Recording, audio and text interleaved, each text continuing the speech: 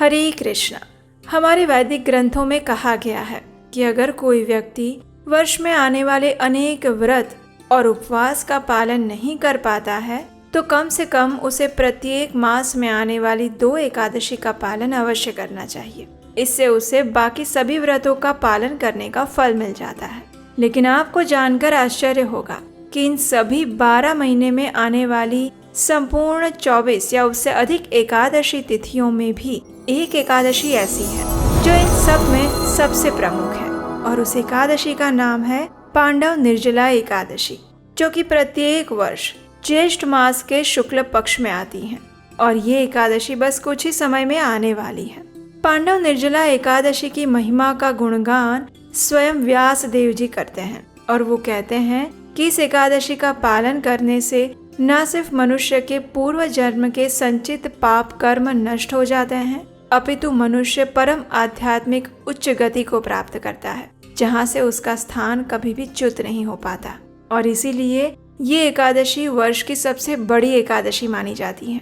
तो चलिए आज के इस वीडियो में हम देखते हैं कि हमारे शास्त्रों में किन किन स्थानों पर इस एकादशी के महत्व के बारे में बताया गया है। आखिर इस एकादशी का पालन करने से हमें क्या क्या फल मिलेगा, क्योंकि कलयुग के मनुष्य हैं, फायदा तो पहले ढूंढेंगे ना। तो बस चलिए आज का ये वीडियो आपके लिए है, और इसे सुनने के बाद आपको इस बात का पता जरूर लग जाएगा कि आखिर हमें निर्जला एकादशी क्यों करनी चाहिए और क्यों इसे सबसे बड़ी एकादशी कही जाती है। तो चलिए आज का वीडियो आरंभ करते हैं। एकादशी के विषय में गर्ग संहिता माधुर्य खंड अध्याय 8 श्लोक संख्या 41 और 42 में कहा गया है, अश्वमेघ सहस्राणि राजसूय शतानि च एकादशी उपवासस्य कलां नार्हन्ति षोडशीं दश वै मातृके पक्षे तथा वै दश पैतृके प्रियाया दश पक्षे तु पुरुषान् उद्धरे नरः।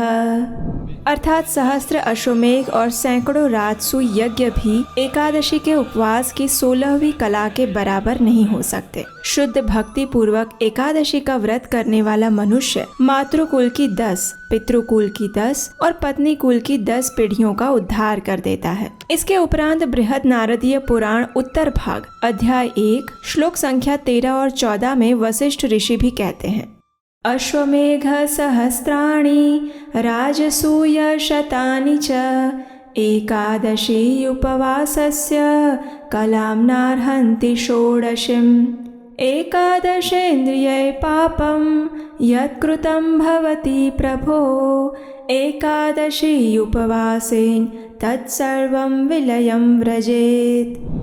यानी सहस्त्र अश्वमेघ और सैकड़ों राजसू यज्ञ भी एकादशी के उपवास की 16वीं कला के बराबर नहीं है। हे प्रभु, 11 इंद्रियों से जो पाप किए जाते हैं वे सब भक्ति पूर्वक एकादशी उपवास करने से नष्ट हो जाते हैं। इस प्रकार हमारे शास्त्रों में ऐसे अनेक संदर्भ पाए जाते हैं जिसमें भगवान श्री हरि की प्रिय एकादशी तिथि के गुणगान गाए गए हैं। और बात जब निर्जला एकादशी की आए तो उसका महत्व और अधिक बढ़ जाता है। ज्येष्ठ मास के शुक्ल पक्ष में आने वाली एकादशी यानी पांडव निर्जला एकादशी या भीम एकादशी, इस एकादशी के विषय में सभी वैदिक शास्त्रों के रचयिता श्री व्यास देव कहते हैं कि इस निर्जला एकादशी का पालन करने से सभी तीर्थों में स्नान करने का पुण्य फल मिलता है, और मृत्यु के समय यमदूतों के स्थान पर सुंदर विष्णु दूत उसे लेने आते हैं। यहाँ तक कि इस व्रत की कथा का श्रवण करने से भी व्यक्ति को अमावस्या के साथ आने वाली प्रतिपदा के दिन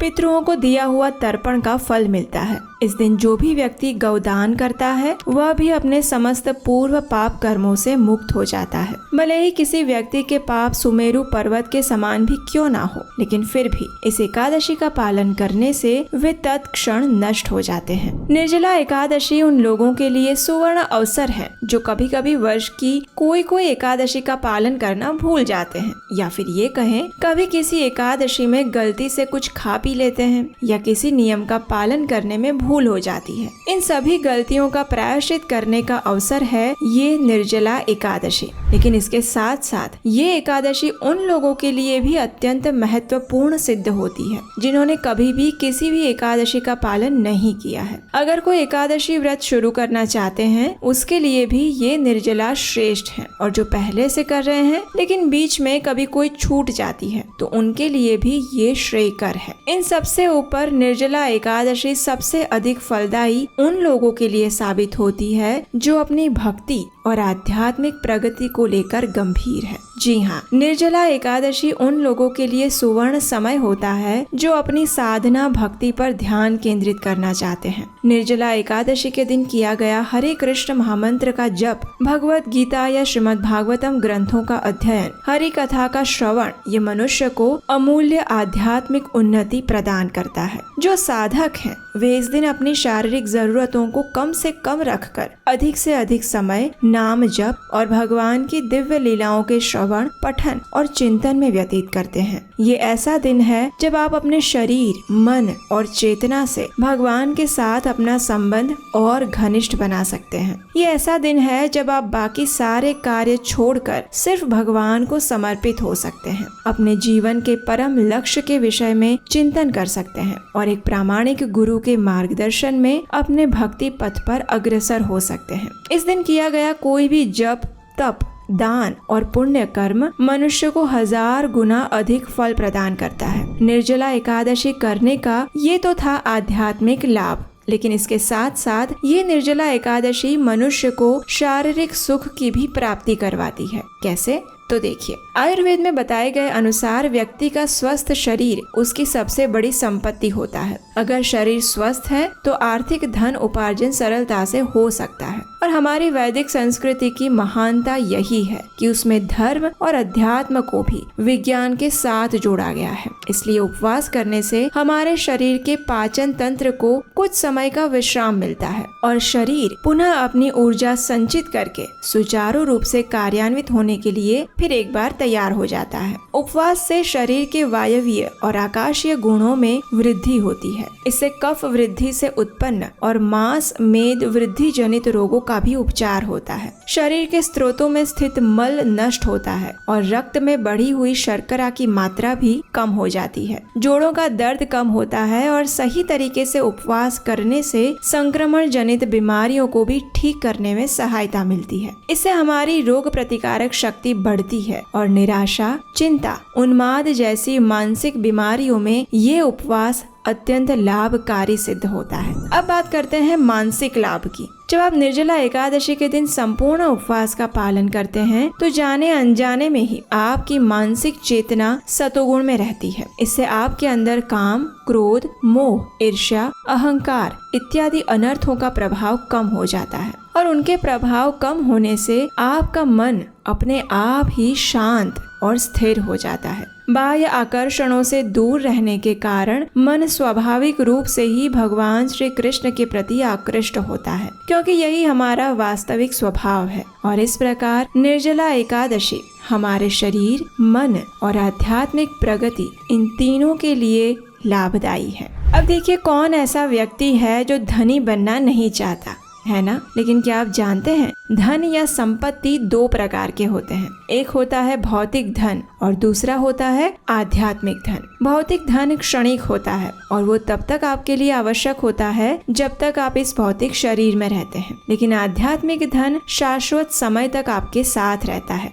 आप यानी आपकी आत्मा चाहे जितने भी शरीर परिवर्तित कर ले, लेकिन हर उस शरीर में आध्यात्मिक धन आपकी धरोहर बनकर आपके साथ रहता है। भौतिक धन चोरी हो जाने का भय सदा बना रहता है, लेकिन आध्यात्मिक धन कोई नहीं चुरा सकता। भौतिक धन से आप अपने शरीर की जरूरतें पूरी करते हैं, लेकिन आध्यात्मिक धन से आप अपने आत्मा की और मृत्यु के बाद की यात्रा की जरूरतें पूरी कर सकते हैं। इस भौतिक संसार में जीवन यापन करने के लिए हमें निश्चित रूप से भौतिक धन की आवश्यकता तो है ही, लेकिन साथ ही हम आध्यात्मिक धन की भी उपेक्षा नहीं कर सकते। भौतिक धन आप अपने ज्ञान, शारीरिक प्रयास, बुद्धि और कर्मों के द्वारा प्राप्त कर सकते हैं, लेकिन क्या आप जानते हैं, आध्यात्मिक आध्यात्मिक धन कैसे प्राप्त किया जा सकता है? इसी आध्यात्मिक धन की प्राप्ति के लिए हमारे वैदिक ऋषि मुनियों ने मनुष्य समाज के लिए अनेक नियम, व्रत, उपवास और दिनचर्या का निर्माण किया था, जिसे हम आयुर्वेद और विभिन्न संहिताओं में लिखित रूप में देख सकते हैं। और ऐसा ही एक व्रत है ये निर्जला एकादशी, जब आप अपनी क्षमता अनुसार अधिक से अधिक आध्यात्मिक धन एकत्रित कर सकते हैं।